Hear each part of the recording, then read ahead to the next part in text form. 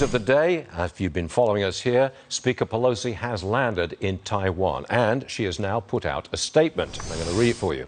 America's solidarity with the 23 million people of Taiwan is more important today than ever, as the world faces a choice between autocracy and democracy. And she just published this Washington Post editorial explaining why she's leading the congressional delegation to Taiwan. Senator Mike Braun is here. Should we have a forceful response to China's harassment? Hey, Stu, when you have Pelosi showing up in Taiwan, that takes a lot of us wondering what's going on. I think you do need to show that we will stand behind our true allies, and China is obviously flexing its muscles and aligning itself with Russia on the whole Ukrainian affair. So how this ends up, I don't know. Mr. Senator, you just said a lot of you are trying to figure out what's going on. When Speaker Pelosi arrives in Taiwan, a lot of people are trying to figure out what's going on. What do you think is going on? Is there something hidden here? I think she's actually making the statement, and I don't really complain about it, that we got to take mainland China seriously. They are our geopolitical foe in the long run, and when they line up with Russia in their escapades, I think you got to make some declarative statements, and I think that's happening. Of course, there's always risk associated with that. I'm one that believes we shouldn't get entangled in more foreign escapades as well. Sometimes it's a tricky balancing act, and I think we're seeing that right now. Okay. Democrat Senator Kyrsten Sinema still undecided about Senator Manchin's social spending bill. Her office says it may take longer for her to make a decision. What do you know about Senator Sinema? Is she talking with Republicans? She's saying she might take some time to look at this bill, but they've only got 5 days. So that means it may not happen before we go home from the recess. They've got 2 wild cards. You've just taken one of them out in Manchin. He's aligned with Schumer. Whenever Schumer's name is in the equation, watch out.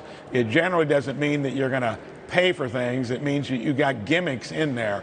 Hopefully, she will look hard and see that this is typical of D.C. All the savings, the revenue, come in years maybe 4, 5 through 10. All the spending is front loaded.